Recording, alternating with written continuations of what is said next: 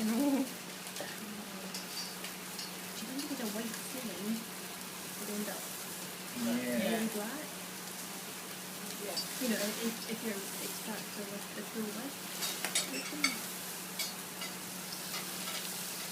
Are you going for it? It's my client, they're going for the 36-inch Charboiler, which is effectively this. Yes, I'm just up to sort of see how. Yeah, it's quite smoky.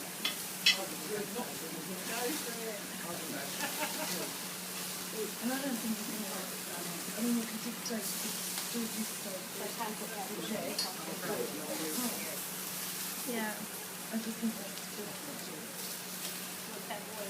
How big is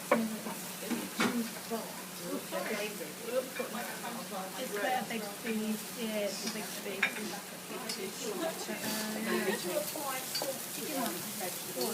Thank you. It wouldn't.